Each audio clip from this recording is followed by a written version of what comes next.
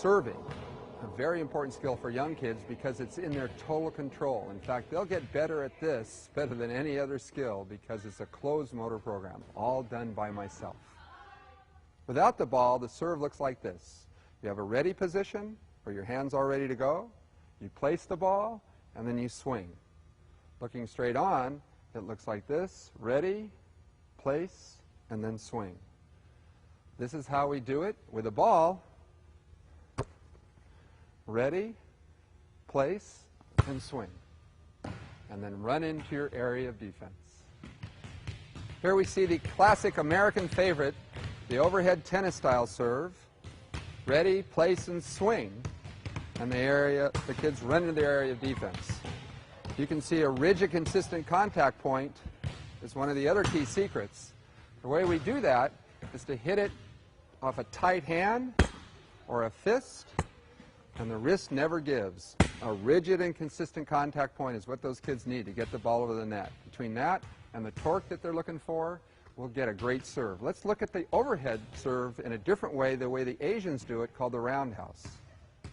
The roundhouse serve is a serve many young kids can do when they do it underhanded, which is really simple. We want to do the contact above the shoulder, ready, place, swing. Done left-handed, it would look ready, place, and swing. Let's take a look at the kids and check for understanding and see how they do here. If you'd show us, please. Ready, place, and swing. All right, let's get a ball and see if we can do it.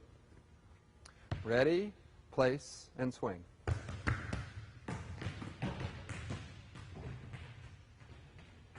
The roundhouse serve. This torque of the roundhouse is so important that even a little tiny player like me can make the team. Yay! Let's watch the kids do it in full power.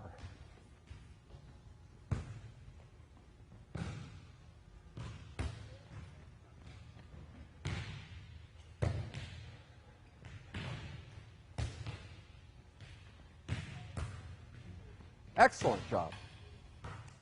Maybe one of the favorite serves for the kids is the jump serve. Done without the ball, you put the ball in either hand, throw the ball up, jump, and swing. Same thing as a spike, open the door and slam the door. Let's watch the kids do it. With the ball, the jump serve looks like this. The player sets the ball to herself, jumps and swings. This is sometimes called the spike serve for the same reason, because they're setting themselves and spiking the ball from deep over the net. Some really nice hits. The ball, of course, the positive error is to clear the net out of bounds long, and the last choice is to hit into the net. Good job, ladies.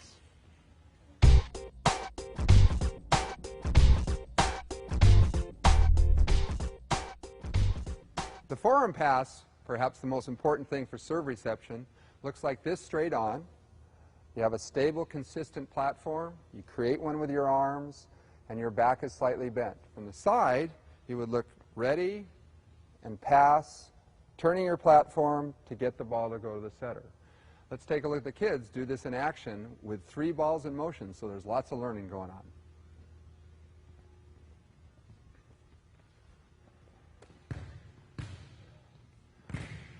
You can see the way the players ready position, turn the ball to the target, which is the setter.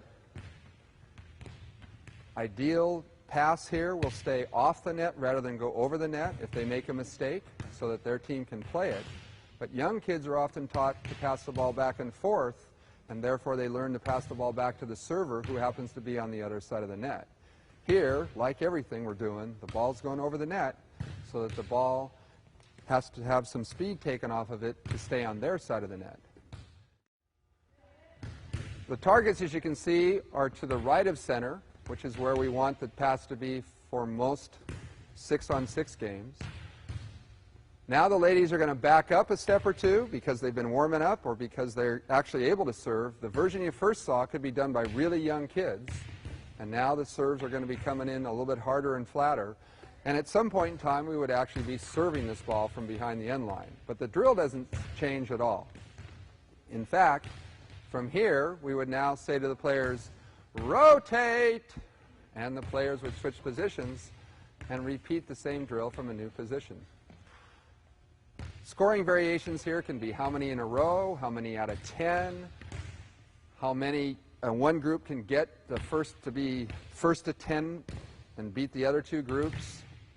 Like every drill, at some point in time we want to score, including cooperation scoring or what we call transition scoring. Transition scoring would be where the player serves or throws 4 easy ones and then changes it to hard ones, attempting to beat the passer after working with the passer. The target should be catching the ball like an overhead pass. That works on their overhead pass technique, getting to the ball for all players. Another variation of this drill is called concentration passing. The rule is this: I can't touch you, I can't touch the ball, but I can do anything else I want to bugger. This is how it looks. She needs to concentrate on the ball and still pass the same drill that we've been doing around and around. I got her on that one really good. And once the kids get over it, that was a sweet pass. Good job by you. Maybe the kid's favorite drill around the world is called Monarch of the Court, or Winners Stay On. Let's take a look at this, where the ball is served and the winner stays on. Here are the kids in action. The ball's served. They play a normal game of 3-on-3 or 4-on-4, and whoever wins, in this case the far side, they stay on, and the ball is served by the team after 1/1000 wait. That keeps the pace going. The team on the near side, great rally going on, great hustle. This is how they learn. Ball is played over the net. The near side wins, dashes under, 1/1002, and then they serve even if the other team isn't ready. The winners here win again, 1/1002. Here's the ball, go! I think one of the most important things is that a coach has a philosophy as to why they're out here. It may even need to be written. But if you've got a philosophy that says, I'm not here to have fun and play everybody, then that's what your focus should be on. We see the greatest success at the Olympic level as well as at the youth level come when coaches are working on performance over the outcome. Rather than being focused on the final score, they work on every kid's individual performance and pay attention to that kind of stuff.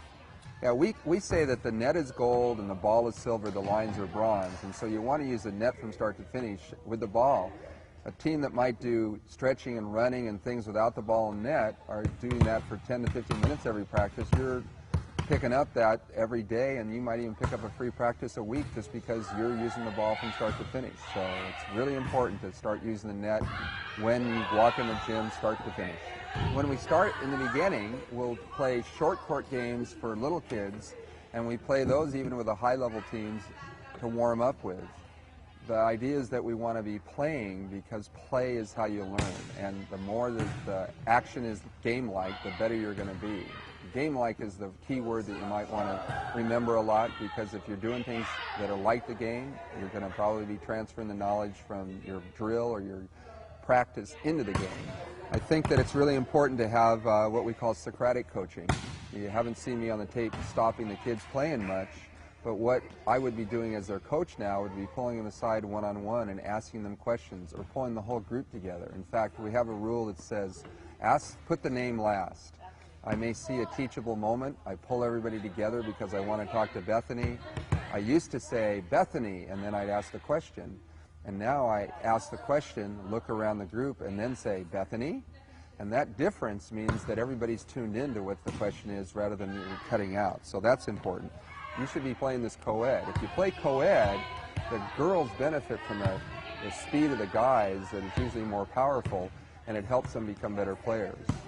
Motor skill research says speed first, accuracy second. So we're always saying, hit the ball hard, swing your arm fast. That's a great hit, even though it goes and hits the wall ball, because they're going to learn accuracy later. They often say, I hit the ball as hard as I could, I found the court later. That's what all the great hitters learned when they were young. And the same thing happens in golf. Tiger Woods said, I hit the ball as hard as I could, I found the fairway later. So we like hustle.